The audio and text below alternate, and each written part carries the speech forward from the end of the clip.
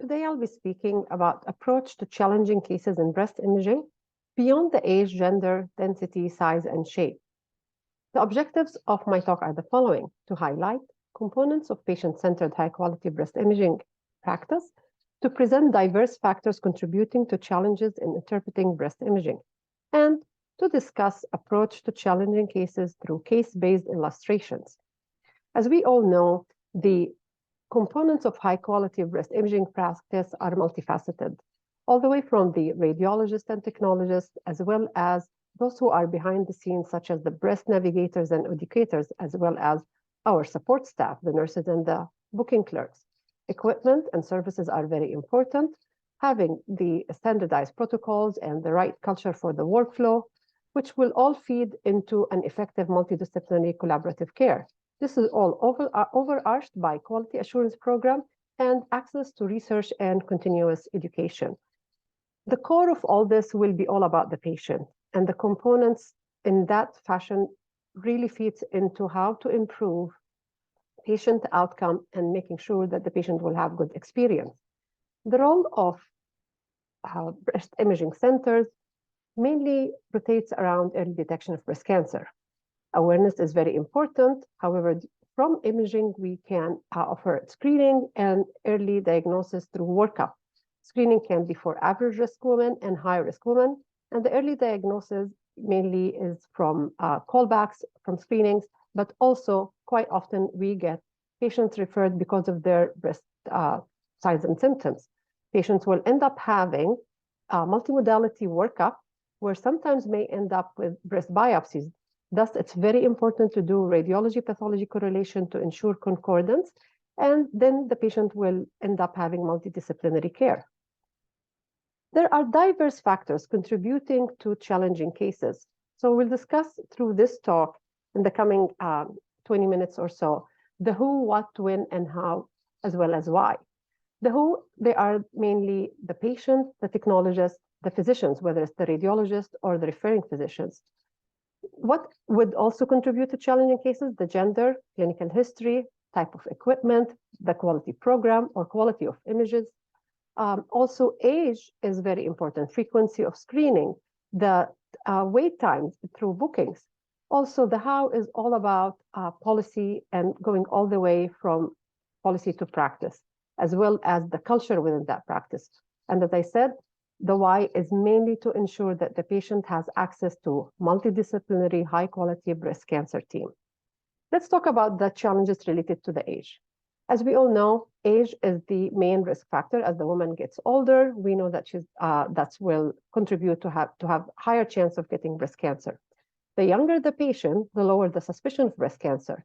So symptoms may be downplayed, even if they are concerning, and even the clinicians may overlook otherwise actionable breast imaging findings. There's tendency to avoid mammography and limit the completed evaluation to ultrasound in younger patients. In that regard, some of the findings that can be noted on mammogram will be overlooked. Also, as we know, there is increased breast density in younger women on mammograms, thus limited access for the supplementary screening modalities will actually delay the cancer diagnosis in younger women. The older the woman or the younger the woman, like older more than 74 or less than 50, within the average risk patients, they may be discouraged from getting screening mammography due to the policies. Because basically patients under the age of 50 in Ontario, they will have to discuss their need for screening mammography with their physicians, and they need to get a referral, a requisition to get access to screening. So sometimes the primary care physician is not convinced that this is needed. It depends on which school they would, or which guidelines they would follow. However, in Ontario, women have to discuss this with their primary care physicians to get access to screening. There are also challenges with being familiar with children's breast pathology, as we don't see those often.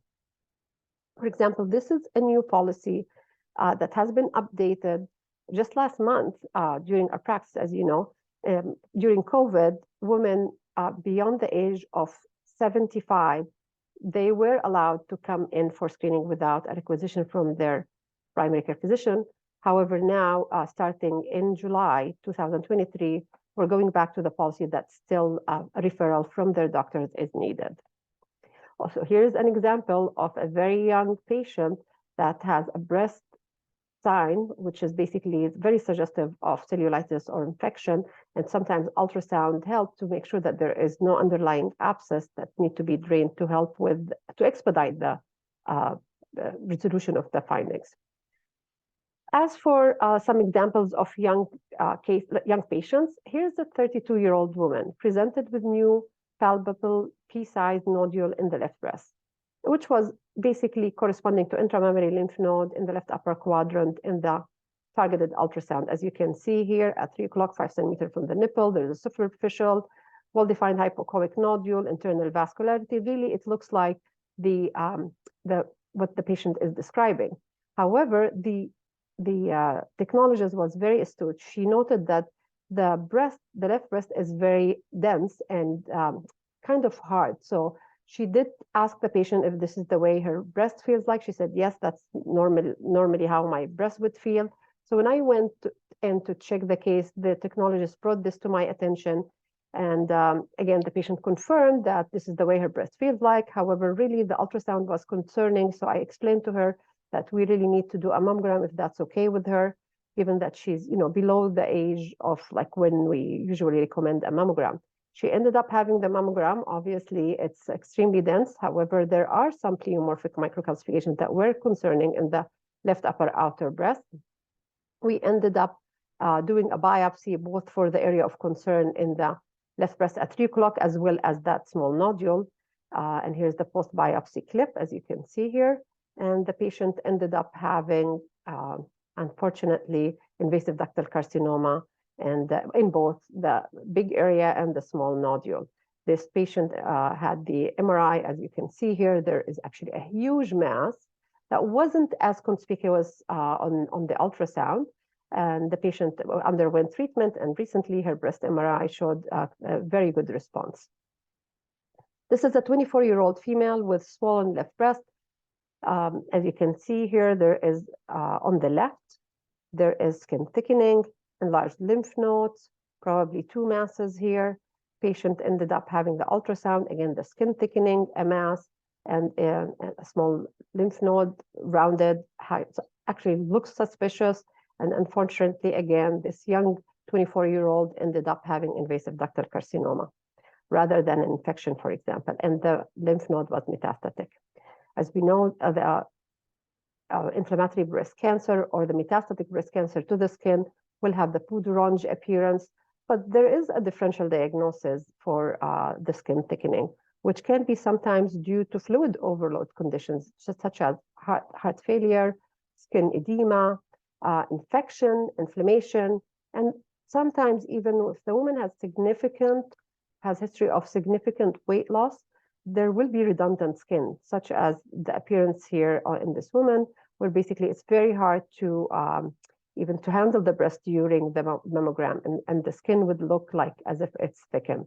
But the history from the technologist and the notes from the technologist would help us make the decision that this is actually a benign condition.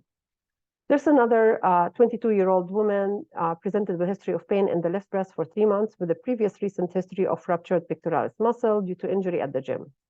Now she has skin redness and pain, however, no fever. Targeted ultrasound for the area of concern in the left breast shows this heterogeneous mass. Basically, it was thought maybe, given the history, within the context of the history, hopefully it's a hematoma. Let's do a short-term follow-up. The patient comes back, and the hematoma or the finding was thought to be slightly decreasing in size after 3 weeks, but you would like the hematoma to decrease in size way more than that. She came back 4 weeks later, and unfortunately, the mass has increased in size, and there's now internal vascularity. Ended up having cross-sectional imaging. This mass is invading into the chest wall, and this ended up to be a lymphoma. So the takeaway is to keep an open mind and consider other differential diagnoses for breast masses beyond the breast cancer, particularly in the atypical clinical presentation. This is a 28-year-old presenting with right breast palpable mass and pain, starting with ultrasound. You can see there's an irregular hypodense mass that got biopsied, and the pathology was granulomatous mastitis. Yes, it is concordant. A year later, she presented with another different mass where this again got biopsied and granulomatous mastitis. Her MRI was full of areas that are enhancing. Some are abscesses, some are actually looks like inflammatory masses. That abscess was drained, but then really the patient needed surgical referral where she got long-term antibiotics and steroids. The granulomatous mastitis can be idiopathic or secondary complication of TB, sarcoiditis, or Wegener's granulomatosis, as well as we can see it with diabetes mellitus. It's idiopathic and can happen between the age of 17 to 42-year-old women after pregnancy within the first 2 to 6 years. It is a benign condition, but lengthy treatment. Let's talk about some challenges related to the gender. The bias of assuming that male breast lumps are due to gynecomastia, puberty-related breast pain and lumps, where we get referrals for young girls or young male adults, male adolescents having breast pain and lumps. And when we do the ultrasound, really you will see something behind the nipple, and you cannot rule out anything just from the look of it, except that clinically this is definitely a breast button. Also, there are issues related to greeting and addressing the patients, and we have to respect the identity of the patient. Also, keep in mind to meet patients' unique preferences and cultural sensitivities. Some women prefer to have female technologists and radiologists, and we try to accommodate as much as possible. Also, there are concerns about breast MRI positioning. Some patients got back to us with feedback, and it's not uncommon that they really feel sometimes unsafe being positioned in the MRI prone by a male technologist, and without them being prepared psychologically that this is the way things get done. So it's very important to explain to the patient what the test is about ahead of time, and that she will be in that magnet for a while to get the test done. As for gynecomastia, this is the classic 89-year-old male presenting with a left palpable lump. It looks like a flame-shaped retroareolar mass, and that's classic gynecomastia. Even on ultrasound, it looks worse than it looks on the mammo. However, in correlation, you would know that this is actually not a mass. This is mainly a gynecomastia. However, in this man, who is 64-year-old, presented with history of new palpable lump for 1 week in the left breast. When we did the ultrasound, you can see that there is kind of a cystic component to the retroareolar mass. It looks irregular, yet the only good sign, maybe there is some posterior acoustic enhancement, maybe it's a complicated cyst, yet ultrasound-guided core biopsy was recommended. The biopsy was done, and the pathology was mastitis and abscess. The lymph node was also with thickened cortex, so it was felt that maybe we got the necrotic component. Still, there's a concern about cancer. We did recommend short-term follow-up within 3 months to make sure that this inflammatory mass is completely gone. However, the surgical consult, they decided to have excision, and this patient had a benign pathology. This is classic appearance for a speculated mass. Usually, it extends beyond the retroareolar region, where this was biopsied and was proven to be invasive ductal carcinoma. This is a fresh case, just actually yesterday, where a 73-year-old male with history of prostate cancer had a staging CT, and on the chest CT, a retroareolar mass was noted, and it was kind of asymmetric, with an asymmetric retroareolar parenchyma. It could be gynecomastia. However, it's seeing the lymph nodes and the fact that it's more solid appearing and no fat in between the parenchyma behind the nipple made the radiologist call this patient back to get the mammogram and ultrasound. And sure enough, you can see the difference between the retroareolar regions. Even though that the patient, when he was asked about for how long have you been feeling the mass, he said for many years, but lately probably getting increasing in size and harder. As we can see here, the mass is irregular, extending a little bit to the lateral side of the right breast in the retroareolar region, and the lymph node is thickened. The biopsy was done, and the pathology is pending. Most likely, this is going to be invasive ductal carcinoma. Let's talk about some challenges related to density and blind spots. So women with extremely dense breasts have 4 to 5-fold greater risk of developing breast cancer compared to women with fatty breasts due to masking effect rather than just the rapid growth. Independent risk factor for developing breast cancer. Also, there is higher rate of local regional recurrence. And also there is higher rate of false negative and false positive findings as well as recall rate.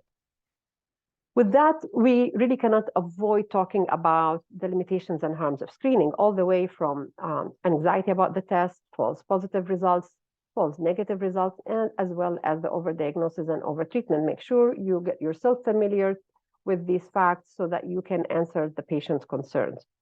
We need to have a balanced approach for workflow. And here I'm quoting Mark Siegel, where he says, it's not just fear of lawsuits that drives testing. There is a philosophy of practice that encourages defensive medicine. It's part of the culture of not wanting to miss anything or getting criticized for not covering all the bases. So really, like many malpractices, as we can see, arise from the fact of the misconception that mammography detects all malignancies and that any delay in diagnosis leads to a worse outcome. It's very important to explain to the patient if a biopsy gets done in a week and sometimes in another 2 weeks, it's not going to delay her treatment or make her outcome worse. So it's important to have these kind of set those kind of expectations with the patients. As you can see here, the extremely dense breast on the left, really it's very hard to see the mass in it, while if the breast has almost an entirely fatty parenchyma, really the small speculated masses can be seen. So this is extremely dense breast in a 32-year-old high-risk patient having screening MRI and mammogram. And some of the challenges are the following. First of all, we cannot see the abnormalities on the mammogram. We end up doing the MRI for screening where there is this linear non-mass-like enhancement with mixed kinetics, looked concerning. Second look ultrasound was recommended. However, it was negative. And the breast MRI biopsy was recommended. On the day of the breast MRI, this finding could not be re-elicited. So maybe it was just parenchymal enhancement. However, 6-month follow-up was recommended. As opposed to this case, where a high-risk 38-year-old woman had a screening mammogram, a nodule was identified enhancing, second look ultrasound was recommended, and as well as the biopsy. The nodule was noted on ultrasound, however, it was felt to be corresponding to a fibroadenoma, and the patient had 6-month follow-up. The problem is the patient ended up not having the breast MRI that was recommended, maybe because it was downplayed, given maybe her age, the imaging features, thought it's a fibroadenoma, came back in 6 months, and the mass has increased in size. So patient got the ultrasound done. We were not sure if it's the same area corresponding to the MRI. Therefore, we thought it's safer in order not to delay the diagnosis any further is to do the MRI-guided core biopsy. So always double check with another radiologist before canceling a biopsy that has been already recommended, just to get a consensus. Keep high index of suspicion for new lesions in high-risk patients, and always try to biopsy and do not follow up. So let's talk about the blind spot. This is a patient who had a mammogram here, as you can see, that was called negative. If I brought up the old mammogram between 2009 2010, just to compare, probably now it's easier to see the finding behind the nipple on the in 2010. You can see that there is a retroareolar mass that actually at that time was also missed, and the patient showed up after 9 months later with palpable abnormality. As you can see, a speculated mass got biopsied and ended up to be invasive ductal and lobular carcinoma. There are challenges related to the patient, such as the size of the breast, the shape. They can be large, small. There can be accessory breast that's not covered in the mammogram. Positioning challenges due to patient factors, such as if the patient has stroke, shoulder and cervical spine issues, some disabilities, communication issues, language barriers. Like there are so many challenges that we face on daily basis, whether it's our technologist or us as radiologists. So breast implants have its own challenges, as well as certain systemic conditions that may affect the breast, having certain hardware in the breast, such as pacemakers and portacasts, which would limit sometimes the compression. This is a young patient, and because she's young, she didn't have the mammogram, but you can see here the huge asymmetry in the left breast with increased mass, increased in size, and the breast with the large mass, which was solid. It was biopsied and turned out to be juvenile fibroadenoma, weighing 230 grams, and it's about 25 centimeters in length. This patient had accessory breast, was very difficult to include it in the mammogram. However, if the patient has complaints about it, especially if there's pain or the lump is there, it's very important to make sure the patient ends up with a targeted ultrasound. This patient here with accessory breast had some inflammatory changes. You can see here, and an ultrasound was done, and under ultrasound guidance, the abscess was drained. Large breasts also can be a challenge to make sure that we are including all the breast tissue possible that we can. However, sometimes we tend to forget to look at the extra images, so it's very important to check all the provided views because you may miss some of the masses. When you look at this patient, you can see that it's kind of a suboptimal mammogram. And then you would say you're probably about to call the tech, but when you read her note, you can see that she wrote a wonderful note explaining the whole situation. Patient has psoriasis and psoriatic arthritis. Also, patient states chronic neck issues, unable to raise the left or right shoulder for MLO views or apply appropriate compression due to patient sensitivity, unable to repeat MLO views for adequate tissue visualization as per the patient's best images possible. So we have to deal with it. Luckily, she had tomosynthesis and kind of helped a bit, despite the fact that we know that there might be some missing tissue. This is the patient that was called back from screening due to focal asymmetry on the craniocaudal view. As you can see here, almost central posterior depth of the breast. This is her previous from 2020. When the patient came back for evaluation, it was noted that she had history of stroke, and in that screening visit, she was imaged during standing position, which kind of strained her muscles, and it wasn't the best images possible.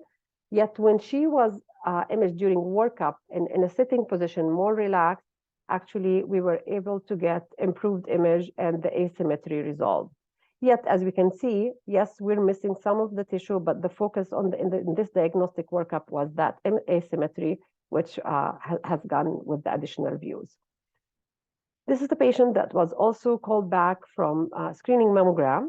You can see that there is an asymmetry, multifocal asymmetries in the upper outer breast, in addition to the new asymmetries that were called by the radiologist of the screening mammogram. Searching old mammograms, we found a history of breast hemangioma, which would explain probably the upper outer breast findings. And again, the note by the tech saying best films possible, patient was very tender, which also gives you the impression that the compression wasn't as good. This is how she looked in 2017. And when that was probably her first mammogram. And the patient and the tech wrote that the patient would like to speak to the radiologist first, if possible, regarding the concern of the mammogram. The patient ended up speaking to the radiologist, and the radiologist recommended that she should continue with her screening. The patient ended up having the tomosynthesis, which was actually very helpful in this case because all these asymmetries that she was called back for were pliable, And targeted ultrasound confirmed the fact that there was no solid or no suspicious solid or cystic masses, and the patient was sent back to routine screening. This patient here has bleeding tendency. She's probably on a very high dose anticoagulant, presenting with redness in the lower outer breast. Ended up having the mammogram. You can see here there is an asymmetry, irregular, overlying the pectoralis muscle. 3 months later, a follow-up was done, and this was gone. Obviously, this was a hematoma. This is a patient, she's 17-year-old, pregnant, in her 3rd trimester, presenting with a progressively enlarging mass in the right breast. It can't get more challenging than that. Here's how the patient breast looked like, very large breast, engorged, with a mass. She's pregnant. Ultrasound got done which confirmed a large mass within the breast, solid hypoechoic, some shadowing, where basically she got the biopsy. And as you can see here on the mammogram, it was completely dense breast. The pathology was PASH and juvenile breast hypertrophy, where you can see breast lobules with connective tissue in between, forming the vascular-like spaces. So the pseudoangiomatous stromal hyperplasia, which is PASH, is a rare benign disease. It's a mesenchymal lesion. And the juvenile breast hypertrophy also is a rare condition and can be of familial pattern. The gestational gigantomastia is also rare, severely debilitating disease, may result in tissue necrosis, ulceration, and hemorrhage with controversial management. This patient ended up having a surgery to decrease the size of the breast, as you can see here, and where they tried to make it as symmetric as possible, obviously after the delivery.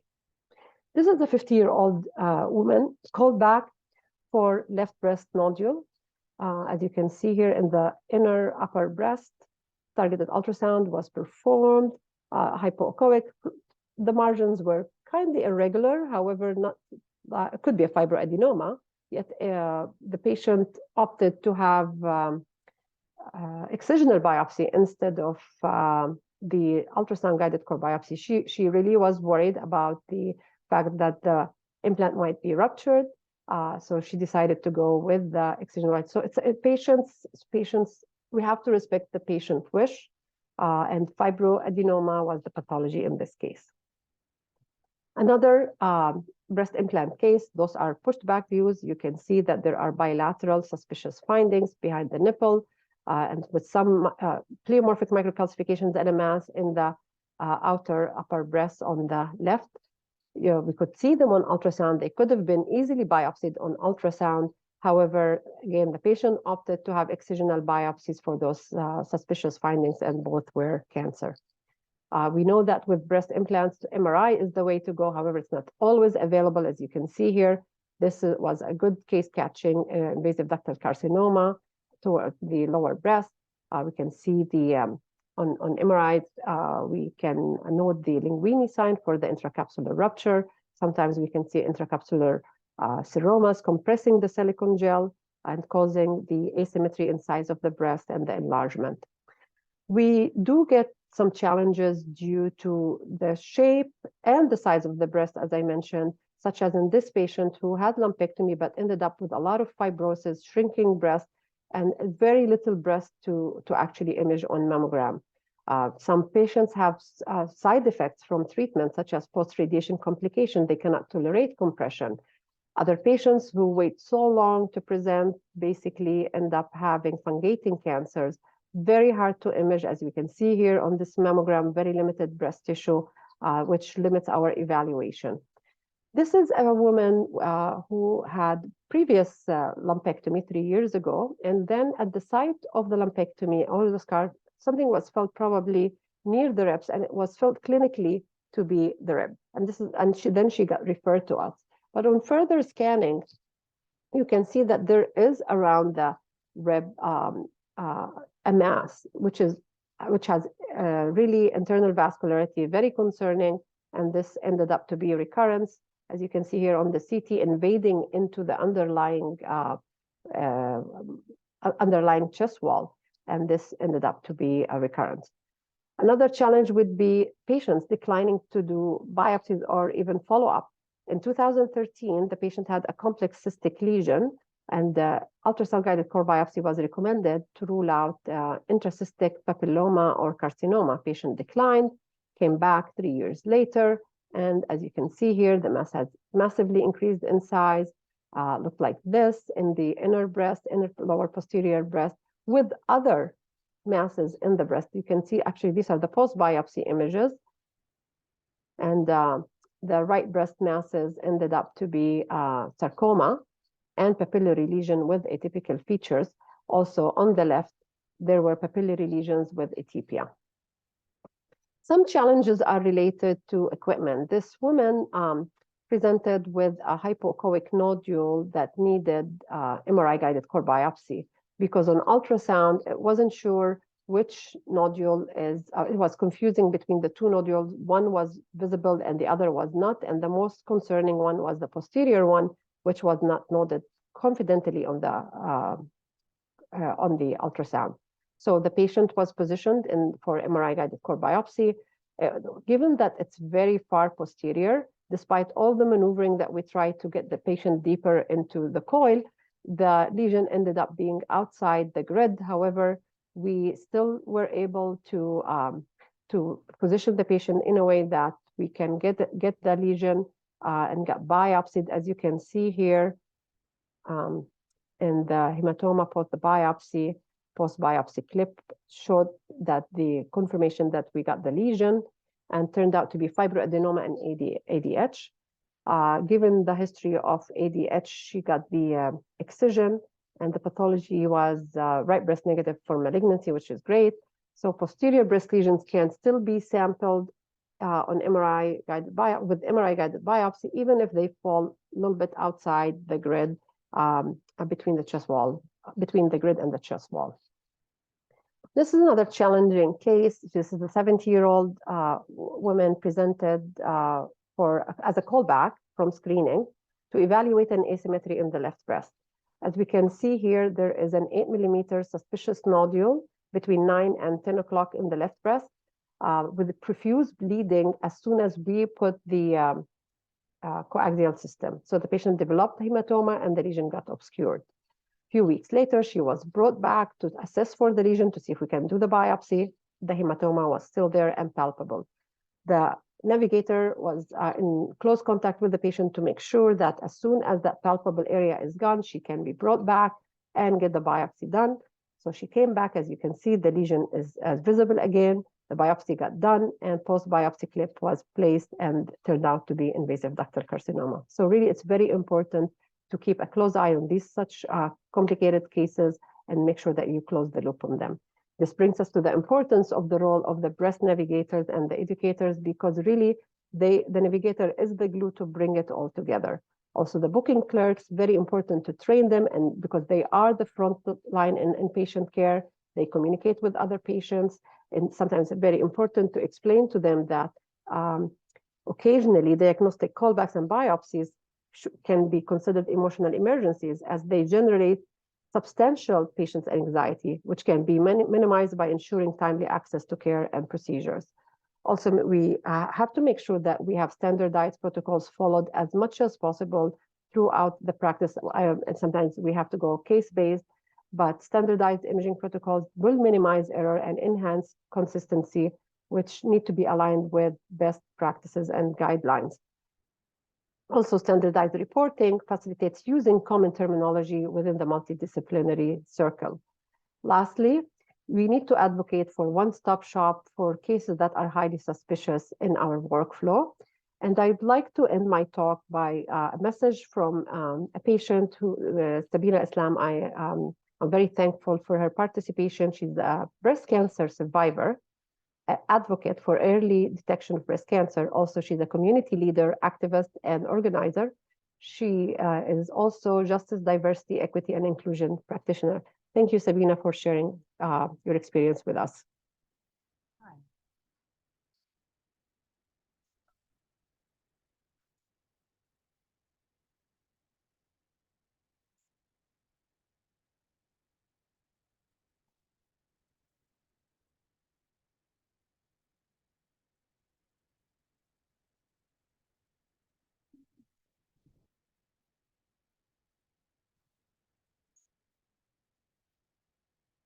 Probably this time after imaging and biopsy, I was diagnosed with a cancer. Thankfully, it was caught early in the stage of the mammography and small node biopsy, followed by precipitation radiation. And so on imagining mammography and subsequent images were showing when the inevitable we made we only connected to I am with God. Gave me the confidence, trust myself, gave me the strength to work through my fear. I feel like I'm also here today because I was supposed to talk about it and share my knowledge of how I could live. It isn't ready to do as me. Once I was with me, we feel things actually doing. My key to you is to take care of yourself because I'm regular. Feel something before the regular message to them start. Look at the past that are yet to fit and having them be pursued. I don't think the best mentor is just using the living. I was 45 and I'm much younger than positive history. If you have a family history of breast cancer, please ask for screening everything. The worst that can happen is your doctor will say no. But again, be persistent. As women, we are amazing advocates for children, spouses, but when it comes time to taking care of ourselves, we have to do this. We sometimes fall short. I'm here to remind you to trust yourself, advocate for yourself, and yes.